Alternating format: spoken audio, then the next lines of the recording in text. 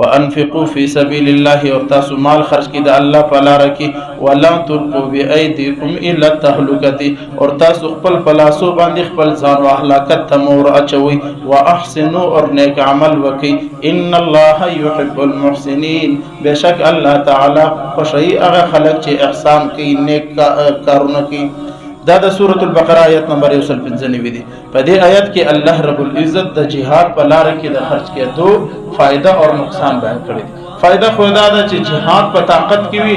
قومونه په طاقت کې وي اسلام شوندوي دغه المنز دغه روزه دغه زکات دغه تبلیغ دا دین چې ما وتاکو دا د جهاد برکت دی کچيري او داسې قوت او داسې جماعت په موتا کې موجوده نه چې هغه د دشمن په مقابله کې ودرېږي دغه منظور خون په بیان سره راپاته نن ګوره په بیت المقدس کې سره کوم حالات دي سجدو ته خلق نه لسی الته جهادي نظام کمزوري سو نن د بیت المقدس دغه حال دي په هندستان کې جهادي قوتونه کمزور سول نن د بابری مسجد پر ځای باندې مندر جوړ دی په اصفهانیه او په دې ملکو کې چې د جماعتونو راځي تاسو کارګزاري ور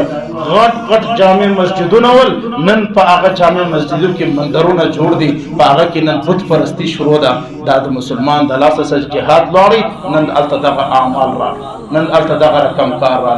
جهاد وینو په قوم کې طاقت وي پر منظور په شان حفاظت وي د قوم حیا د قوم غیرت هغه په جهاد باندې کیږي یادو ذاتی کزما استاد خوند مندو عزت محفوظ کېدل غواړو هغه صرف او صرف د جهاد په لار باندې کیږي جهاد ډیر عظیم عمل دی الله په خپل جهاد په لار کې خرچ کی ولا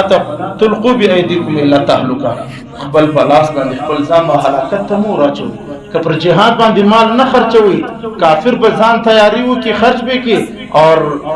تاسو به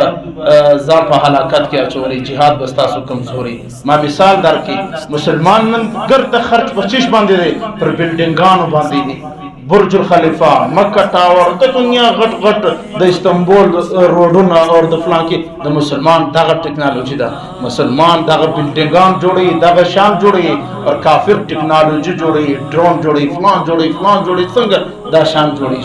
دا کافر خلاف استعمالي الله په قران کې حکم مسلمان تور کړی دي عمل کافر کې کافر طاقت کې دي او تیاری کې مسلمان په غفلت کې دي الله فرمای ولا تلقوا بأيديكم الى التهلكه ځان په هلاکت کې ما په جهاد کې هلاکت نشته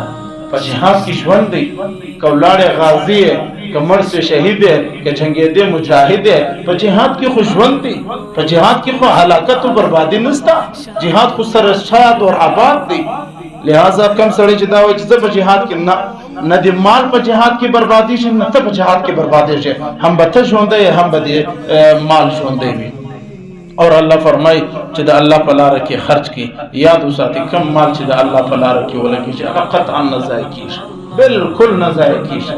خدای دې وکړي چې هغه ستا پیسې یو سړی غلط ولکه لیکن تا چې ورکړي دي هغه جمع شوی ستا د نیت مطابق جمع شوی مثال کے طور پر یو چاته د 1000 روپۍ ورکړي چې هغه پلان کې کار کوي لیکن هغه پر بل کار استعمال کې هغه شکار نه کوي ستا د نیت مطابق ستا سره جمع شوی ستا 1000 روپۍ نه دي ضایع هغه دای جواب دی چې چیرې استعمال کړی دی هغه د پکړ کیږي الله وی نیک عمل وکي اور بهشک الله د نیک اعمال سره مکول والا سره محبت کوي دا آیت اگر چې ابو ایوب انصاری رضی الله تعالی عنہ فرمایي چې انصار صحابه چې هغه یو په جهاد ډیر مال ولګاو چې په جهاد کې کامیابی نه رااله دی پر دنیا متوجه سول الله بیا دا آیت را نازل کی چې دنیا ته بنه متوجه کیږي وس هم جهاد ته متوجه